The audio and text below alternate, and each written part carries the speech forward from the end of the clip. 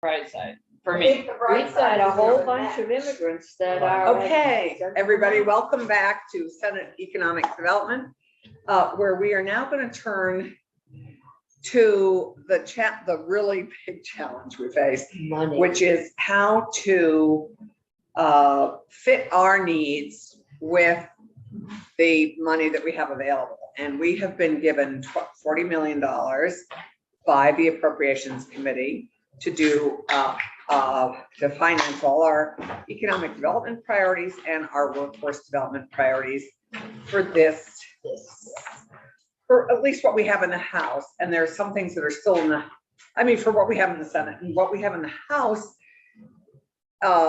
is still in the House. So we're not focusing on that at the moment, I don't believe. So we don't, so anyway, we have our, Sarah, would you be kind enough to show us what we have, what has been pulled out? There's some things in our economic development bill which are now not in this box that we have to live in, like the brownfield. So the brownfield's a big, big ask of $8 million. I mean, it's not as big as I'd like, but it's big for this budget. That $8 million is going to be dealt with elsewhere and is not part of our box. So if you'd be kind enough to take it away, I just was trying to frame it.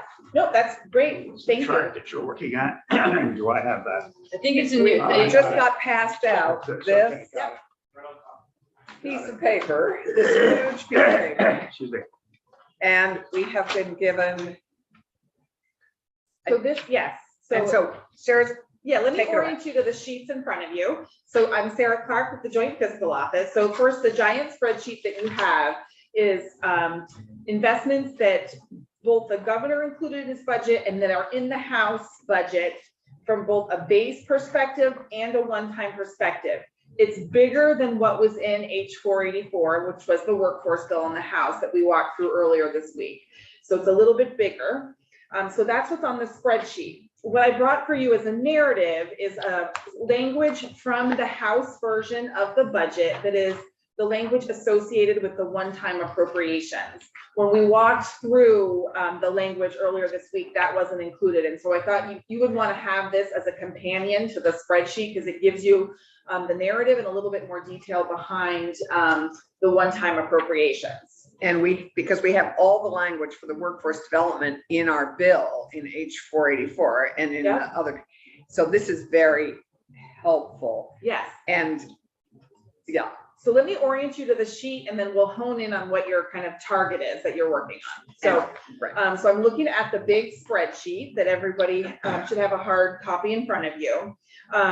Did you get one? Okay. Let's see. So the top box at the top of the page, those are base appropriations. So that's where we're adding funding that continues into the future. The bottom bigger box that's kind of shaded in green are the one-time appropriations.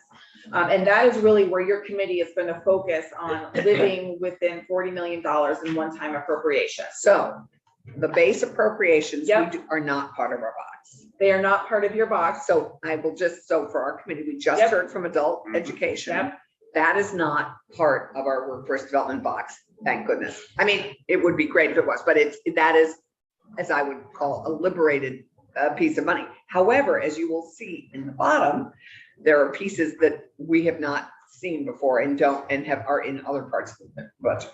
Super quick question. Are these base increases, not base The for whole all baseline. of the workforce development? Like, do you know what I mean? These are the changes to base, not These are the all changes of to the base. Yes.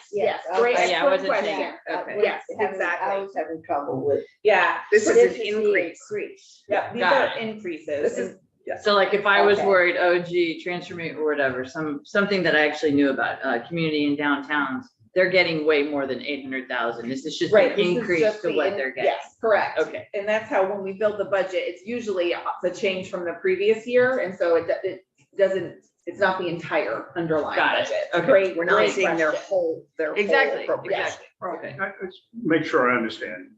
You're saying that on one-time appropriations, that's the $40 million we're dealing with. But if we go above the line, just as we just dealt with adult education and literacy, we see it, governor recommend vastly different than the general fund that was passed by the House.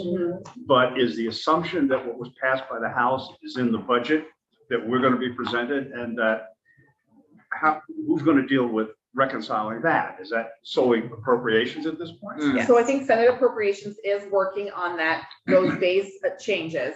I do think, you just heard from HELCO, and I'm gonna get the name of the organization. But I do Adult think education and literacy. if you have input and thoughts on this proposal from the House to add $1.5 million of base for adult education literacy, I think that Senate Appropriations would be interested in your thoughts. But you don't have to fit any of these base increases into your $40 million box that you're trying to meet. But I think, Well, these things are in the bill that we're dealing with here in H 484. And so what I'm trying to understand is we can say whatever we want about 484, but if we aren't reconciling it to what they're going to appropriate, they're going to take something that's in this bill, assuming if we passed it, out. And the question would be, what input do we have as far as how that's going to get reconciled? We have input, I believe, my understanding, you correct me if I'm wrong, is that Jane is going to take our input on how we get the $49,827,026 down to 40 million. correct. And she will take our recommendations on how to cut $9,827,026. And that is, I believe, our challenge. Correct. But can we do that plus give an opinion on the top stuff? Yes, where we're being asked to particularly weigh in on the top piece Yeah. is in adult literacy and adult education and literacy. The folks we just heard. So the thing we just heard from Jane, the Appropriations Committee, is particularly interested in how we feel about that additional 1.5 million. And so that is part of our discussion, and I'd like to have us sit with this over the weekend. I really appreciate you guys taking this home and looking at it. Take your bill and look at all that we have language on. And on Tuesday, we are going to begin the discussion, and Wednesday, we're going to do the earnest discussion of what's in, what's out, and what we want more of. The question I have for Sarah on this last ask of adult education and literacy is, I think many of us were thinking this is incredibly important work that we do. It's particularly state work, and it's us, and is really catching people in a net that need to be where they need to be caught and made. Anyway, I think we all were impressed by its value, and is Jane open and the committee open to our saying, well, actually maybe 2 million would be much better here, or 2.5. So I think she's open to that, and I think she's opening the door for us to come back with a response on that. So in Yes, terms of yes. the base appropriations piece, we're going to discuss that on Tuesday and Wednesday. Is that it? That's the main piece Jane has asked us for input on in the base funding, but we are not, the base funding at the moment is not part of our 40 million, and she isn't really asking us for much input except for the adult education. But I assume that somebody's going to be asking for our input as to whether or not we are going to vote to take H 484 and approve it, and what in it we're going to approve. And without understanding the financial impact, I don't see how we can do that. Well, I think what Sarah's telling us is that we have a pass on these budget line items that are in the base, so that anything that's in the base, we can approve and agree with. And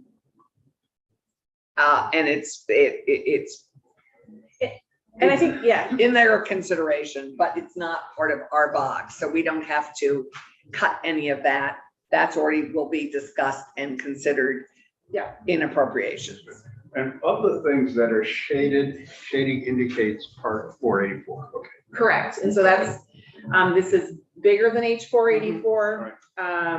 And H 484 was all pulled into the budget. So it's a little bit of dated terminology because it is part of the budget. I think we get to some of the points that you were making.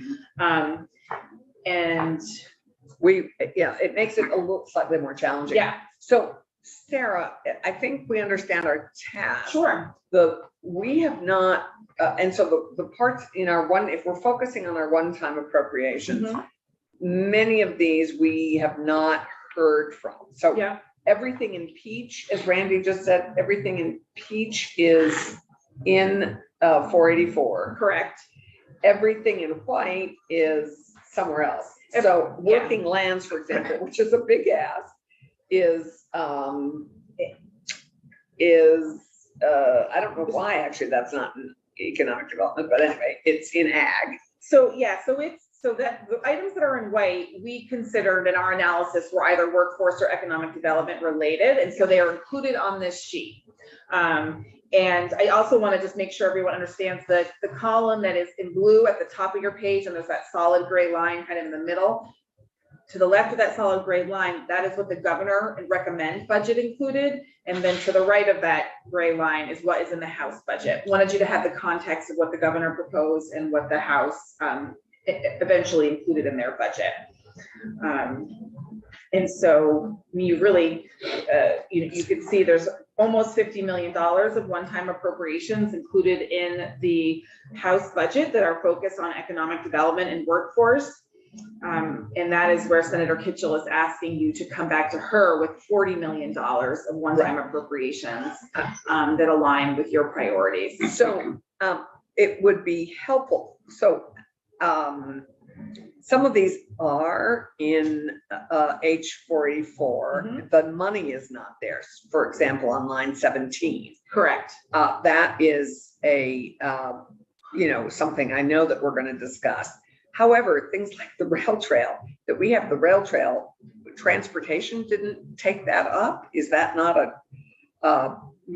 so that was not taken I up. thought So we put the money in last year to finish it. So this is actually, it's about connecting the communities along the rail trail to the rail trail. So it's a little bit different than actually building out the completion of the rail trail. So it's more of a kind of an economic development of how you tie those communities to the rail trail. I'm just going to take an assumption here. So I'm assuming that House Transportation heard about that, or somebody did, and no one in the House voted to advocate for that. Correct. Okay, great. That helps us. Yep. So everything you're seeing here, the 802 Opportunity Program, happily, we just heard a little bit about from Maryland Cargill. We and the bridge funding. And the 802 Opportunity Program was actually moved into the base from the House perspective. The governor proposed $3.4 million of one-time funds. The House budget moved it into the base. So it's up on line 5 in your base construct. Okay, to base. There it is. Yep, got it. I want to make sure you saw that. Yep, sorry, I hadn't So continued. it is their intention that we are going to continue to fund that at that level. Which I think is great. Yeah. Okay, great. Anything else we need to know about this, or can you illuminate any of the programs in white that maybe we might have?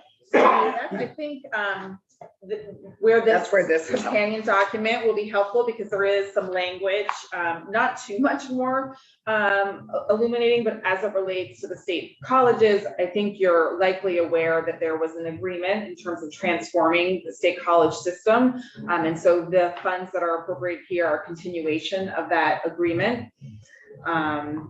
So that is what the bridge funding is, and it's split 2 pieces between general fund and American Rescue Plan Act state fiscal recovery fund dollars.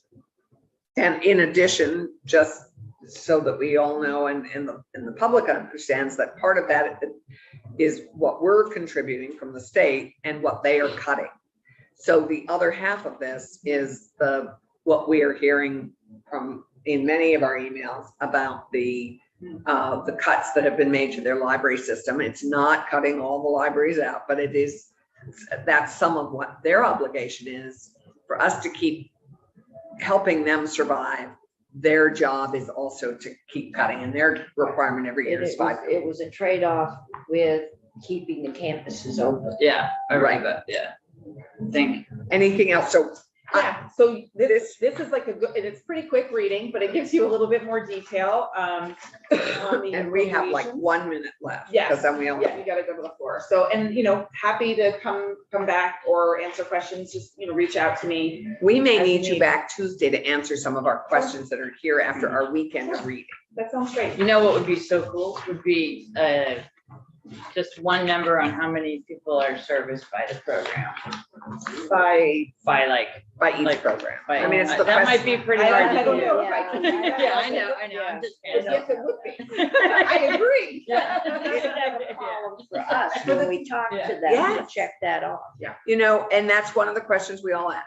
I mean, we ask those measurable. Right, but then you could Yeah. track it too. Yeah. Yeah, Yeah. then there's remembering it Yeah. or finding Right. it in the 25 pages of notes. Okay. Sarah, thank you very much. Pleasure. Thank you. Homework assignment, everybody. And we could, Oh, let me forget this again. so our work Tuesday and Wednesday is clearly cut out for us. Thank you. I think we're going to go off live and adjourn. We'll see you all Tuesday.